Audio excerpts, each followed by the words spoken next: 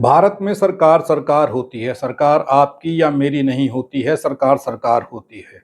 सरकार गरीब की तो बिल्कुल भी नहीं हो सकती है। सरकार किसी बिजनेसमैन की ज़रूर हो सकती है और ऐसा होता रहा है। बहरहाल आप ये सोचिए कि आपका क्या है? आपके पास सिर्फ़ और सिर्फ़ वोट डालने का अधिकार है। 5 साल में 1 बार आपको वोट डालना होता है और जब आप वोट डालते हैं, वही 2 महीने होते हैं जब ये सरकार और सरकार के लोग आपके पाँव में होते हैं और आप लोगों से गिड़गिड़ा कर के भीख की तरह वोट मांग रहे होते हैं। बस वही एक समय होता है। जब वो समय बदल जाता है उसके बाद आप कौन और वो कौन। जीतने के बाद जीतने वाला नहीं पहचानता और हारने वाला ये कहता है कि आप लोगों ने वोट नहीं दिए इसलिए मैं जीत नहीं पाया। तो आप लोगों के हालात क्या होंगे, आप किन हालातों से गुजरेंगे, इससे किसी को फ़र्क नहीं पड़ता। फ़र्क पड़ता है सिर्फ़ और सिर्फ़ इस देश के गरीब और मिडिल क्लास वर्ग को, और वो किस तरीके से पड़ता है, इसी पर चर्चा करने के लिए आज हम आप लोगों के साथ जुड़े हैं। इस खबर को देखिए, जो पिछले कुछ दिनों से चर्चा में है। आपने देखा कि भाजपा के विधायक विक्रम रंधावा पिछले दिनों में प्रदर्शन करते हुए मोमाया मंदिर के पास पहुंचे और उनकी मांग ये थी कि फॉरेस्ट लैंड पर जिन लोगों ने जबरन कब्जा कर रखा है, उन लोगों ने हाल ही के कुछ सालों में यहाँ पर कब्जा किया है और उनको कब्जा नहीं करने दिया जाएगा। यहाँ पर बुलडोजर चलेगा, सरकारी ज़मीन पर कब्जा नहीं होने देंगे। तो हुआ क्या? उसके विरोध में स्थानीय लोगों ने प्रदर्शन किया। उन लोगों ने कुछ कागज़ात भी लाए और ये दिखाया कैमरा के सामने कि हमारे पास ये कागज़ हैं। ये ज़मीन पर हम आज से नहीं, हम 300-400 साल से रह रहे हैं। हम आज नहीं बसे हैं। जो बसे हैं उनकी बात करिए। अगर कोई बसा है तो दिखाइए तो सही, कोई एफिडेविट तो दिखाइए, किसने ज़मीन बेची, किसको ज़मीन बेची। ये वही लोग हैं जो लोग 300-400 साल से वहाँ रह रहे हैं और इन्हीं के परिवार के लोग जैसे-जैसे परिवार बढ़ते गए और वो लोग अलग-अलग मकान बनाते गए, तो यही लोग थे जो वहाँ पर रह रहे थे, नए लोग वहाँ पर नहीं आए हैं, ऐसा उन लोगों ने कहा। और उससे भी बड़ी बात, जिस इलाके में जाकर के भाजपा के विधायक विक्रम रंधावा ने प्रदर्शन किया था, वो इलाका उनका था ही नहीं। वो उस इलाके के विधायक थे ही नहीं। ये खबर जब सामने आई तो स्थानीय विधायक युद्धवीर सेठी सामने आए। वो लोग उन लोगों के साथ मिलने के लिए पहुंचे, उन लोगों का दुख जानने के लिए पहुंचे। उनका भी यही दावा था कि जो अगर इलीगल तरीके से कुछ लोग आकर के यहाँ बसे हैं, तो उनके खिलाफ तो कार्रवाई होनी ही है। लेकिन उस बीच में मुस्लिम समुदाय के लोगों ने भाजपा जिंदाबाद के नारे लगाए और बीजेपी जिंदाबाद के नारे लग रहे थे। विधायक युद्धवीर सेठी खुश हो रहे थे और नारे के बाद नारा लग रहा था। ये वही मुस्लिम समुदाय के लोग हैं जिन्होंने भाजपा के विधायक को बहुमत में वोट दिया है। ये इन लोगों का कहना है कि इन लोगों ने भाजपा को वोट दिए हैं और आज़ाद हिंदुस्तान के नारे इन लोगों की ज़ुबान पर हैं। ये भी आप सुन सकते हैं। लेकिन सरकार क्या सोचती है, विधायक क्या सोचते हैं और इन लोगों के साथ क्या होना चाहिए और क्या नहीं होना चाहिए, ये डिसाइड कौन करेगा? ये तो आप लोग जानते हैं या ये लोग जानते हैं। बहरहाल खबर ये है कि आज इन लोगों के घरों पर बुलडोज़र चल गया। खबर ये है कि 50 से 60 घरों को तोड़ दिया गया। जबकि ये कहा गया था कि पुराने रह रहे लोग या जिनके पास कागज़ात हैं, उनके घरों पर बुलडोज़र नहीं चलेगा, लेकिन बुलडोज़र चल गया। जावेद राणा जो कैबिनेट मिनिस्टर हैं, उनके कहने के बावजूद कि इन लोगों के घरों पर बुलडोज़र नहीं चलेगा, बुलडोज़र चला। और बुलडोज़र कब चला? जब ये लोग सोए हुए थे, ये गहरी नींद में थे और बुलडोज़र इन लोगों के घरों पर आकर के चल जाता है, इनके मकानों को तोड़ दिया जाता है। परिवार के लोग हैरान होते हैं, परेशान होते हैं कि अचानक से ऐसा क्या हुआ। कैबिनेट मिनिस्टर जावेद राणा ने तो कहा था कि ऐसा नहीं होगा। इस इलाके के विधायक युद्धवीर सेठी ने भी कहा था कि ऐसा नहीं होगा। यहाँ पर जो पुराने लोग रह रहे हैं, जिन लोगों के पास कागजात हैं, उन लोगों के खिलाफ कार्रवाई नहीं होगी। लेकिन फिर ये कार्रवाई आखिर कैसे हुई और इस कार्रवाई के होने का मकसद क्या है, ये तो साफ साफ दिख रहा था। लेकिन नुकसान हुआ इन गरीब लोगों का। इन गरीब लोगों का नुकसान हुआ और भारी नुकसान हुआ। बड़ी मेहनत से जोड़े हुए एक एक पैसे से इन लोगों ने मकान बनाए थे। एक औरत ने तो यहाँ तक कह डाला कि उसकी बेटी की स्कूल में असेंबली थी, पूरी रात वो सोई नहीं, वो पढ़ती रही कि सुबह असेंबली में क्या बोलना है। लेकिन जब सुबह हुई, असेंबली स्कूल की असेंबली तो नहीं लगी, लेकिन उनके घरों के बाहर जो असेंबली लगी, उनके घरों को जो तोड़ दिया गया, बच्चों की किताबों को बाहर नहीं निकालने दिया गया, बुलडोज़र चला दिया गया। बच्चों की स्कूलों की किताबें, वर्दियाँ, दवाइयाँ सब कुछ घरों के अंदर रह गया, बाहर निकालने तक का समय नहीं दिया गया। आखिर इतनी जल्दी और आनन-फानन में ये सब क्यों हुआ? अब आप सोचिए कि मैं क्यों कह रहा हूँ, सरकार आपकी, मेरी, इसकी, उसकी नहीं होती है, सरकार सरकार होती है। जब इलेक्शन होते हैं, तो सरकार का एक मैनिफेस्टो होता है, जो मैनिफेस्टो आप लोगों को दिखाया जाता है कि आप लोगों के लिए सरकार ने क्या करना है। भविष्य में अगर आप उस सरकार को चुनते हैं, वो सरकार आप सबके लिए क्या करेगी।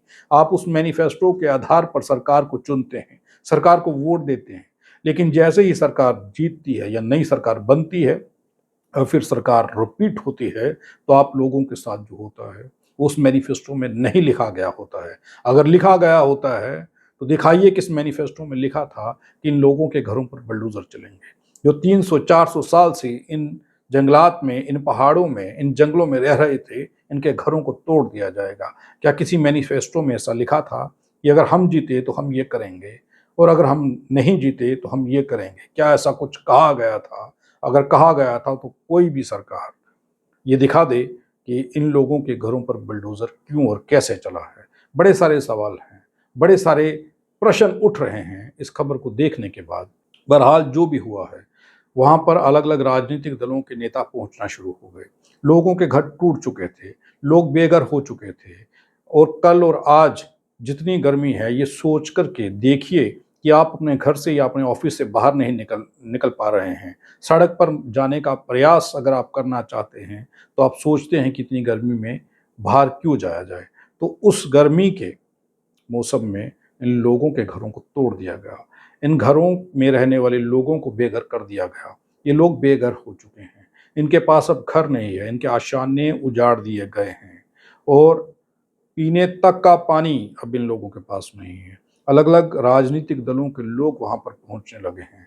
वो अलग-अलग किस्म की स्टेटमेंट दे रहे हैं। सुबह से अलग-अलग चैनल्स पर, अलग-अलग न्यूज़ पोर्टल पर वीडियो आ रहे हैं। अलग-अलग प्रतिक्रियाएँ दी जा रही हैं। लेकिन उन प्रतिक्रियाओं में कहीं पर भी इन लोगों के हक की बात होती हुई नज़र नहीं आ रही। उनमें सिर्फ़ और सिर्फ़ राजनीति झलकती हुई नज़र आ रही है। कोई बीजेपी को कोस रहा है और कोई बीजेपी का नेता नेशनल कॉन्फ्रेंस को कोस रहा है। एक दूसरे को कोसा जा रहा है। लेकिन उनका क्या जिनके घरों को तोड़ दिया गया? उनका क्या जो आज रात बिना छत के ना जाने कितने दिनों तक बिना छत के उन्हें रहना पड़ेगा? उनका क्या जिन लोगों के घरों में पीने तक का पानी नहीं है? राशन उन लोगों का उसी घर में दफ़न कर दिया गया, किताबें उसी घर में दफ़न कर दी गई, दवाइयाँ उसी घर में दफ़न कर दी गई, जिस घर में वो रहा करते थे। सब कुछ ख़त्म हो गया। चंद घंटों में ये सब कुछ ख़त्म कर दिया गया। इन मकानों को तहस-नहस कर दिया गया, जिन मकानों को बनाने के लिए इन परिवारों की उम्र गुज़र गई। कभी ये लोग एक-एक पाई जोड़ करके ये सपना देखते होंगे कि ये अपना घर बनाएँगे, उस घर में रहने के लिए ये लोग सपने देखते होंगे। इन लोगों ने इन मकानों को बनाया। बीच में कई महिलाओं ने कहा कि हमने बैंक से लोन लिया, कई रिश्तेदारों से मदद ली और इन मकानों को बनाया जो आज इस वक्त मलबे में तब्दील हो चुके हैं। तो क्या बीत रही होगी उन लोगों पर? तो किसी के आशियाने के टूटने पर, किसी के घर के टूटने पर खुशी मनाने की ज़रूरत नहीं है। हो सकता है कि अगला नंबर आपका हो, ज़रूरी नहीं है कि यही सरकार रहेगी। सरकार कर को बदल भी सकती है और जो सरकार बदलेगी, वो सरकार आपके घर को छोड़ देगी अगर वो सरकारी ज़मीन पर हुआ, तो इस गलतफ़हमी में मत रहिए। मैंने पहले ही खबर शुरू करने से कहा कि सरकार सरकार होती है, सरकार आपकी और मेरी नहीं होती है। सरकार को अगर आपसे वोट ना लेना हो, तो सरकार आपको एक पल के लिए भी ना पूछे। वरना सोचिए जिस तरीके से मकान तोड़ दिए गए, सोचिए जिस तरीके से मकान तोड़े जा रहे हैं, सोचिए कि जिस तरीके से महँगाई दर बढ़ रही है, तो ये नेता आप लोगों को एक बार भी कभी पूछते क्या अगर वोट डालने का अधिकार आपके पास ना होता? वोट डालने के अधिकार पर एक अलग से वीडियो बनाएँगे। लेकिन इस वीडियो पर मैं इसलिए चर्चा कर रहा हूँ कि 50 से 60 घर बताए जा रहे हैं जिन्हें तोड़ दिया गया। उन जिन घरों को तोड़ा गया है, उन लोगों का सवाल सिर्फ़ एक ही है कि 300-400 साल से हम लोग यहाँ पर रह रहे थे। आज हमारे घरों पर बुलडोज़र क्यों चलाया गया? कहा यह जा रहा है कि ये जंगलात की ज़मीन है, सरकारी ज़मीन है, और फॉरेस्ट डिपार्टमेंट ने ये कार्रवाई की है। मैं पहले कह रहा हूँ कि सरकार सरकार है, सरकार आपकी और मेरी या किसी और की नहीं होती। सरकार ने जो करना है वो सरकार करके रहेगी। आप धर्म जाति के नाम पर जब वोट देते हैं तो फिर यही होता है। आप सोच समझ करके सरकार चुनिए। जब सरकार चुनेंगे तो सरकार आपके जब आप अपने हिसाब से चुनेंगे तो सरकार आपके हिसाब से चलेगी। जब आप वोट दारू के लालच में, जब आप वोट 5 किलो राशन के लालच में, जब आप वोट चंद पैसों के लालच में, कि जो सरकार आप चुन रहे हैं वो जो मैनिफेस्टो दिखा रहे हैं उस मैनिफेस्टो में जो लिखा है वो अलग, और जो मैनिफेस्टो के बाहर चीज़ें हैं, जो असल मैनिफेस्टो सरकार का होता है जो आपको नहीं दिखाया जाता, वो मैनिफेस्टो कुछ इस तरीके का होता है जिसमें लगातार महंगाई बढ़ती है, जिसमें गरीबों के लिए कोई भी पॉलिसी नहीं होती है, जिसमें मिडिल क्लास को गरीब बनाने का काम किया जाता है, जिसमें गरीब का खून निचोड़ने का प्रयास किया जाता है, चाहे वो टैक्स के रूप में हो या किसी और रूप में। मुझे तो ऐसा ही लग रहा है। जो कुछ मैंने देखा, जो तस्वीरें मैंने देखी, उन तस्वीरों को देख कर के जो मुझे समझ आया वो मैंने बयान किया। अब इस वीडियो से किसी को तकलीफ़ हो तो होती रहे। मैंने किसी एक सरकार का नाम नहीं लिया है। मैंने सिर्फ यही कहा है कि सरकार सरकार होती है। सरकार ना आपकी होती है, ना मेरी होती है। सरकार सिर्फ सरकार होती है। सरकार वही करती है जो सरकार चाहती है, और सरकार जो चाहती है वो सब आपके सामने है। इस खबर को शेयर करिए, कमेंट सेक्शन में कमेंट करिए और अपनी राय ज़रूर दीजिए कि सरकार सरकार होती है या सरकार आपकी या मेरी होती है। सरकार को जो करना होता है सरकार वो करती है, या सरकार वो करती है जो आप कहते हैं या मैं कहता हूँ वो करती है।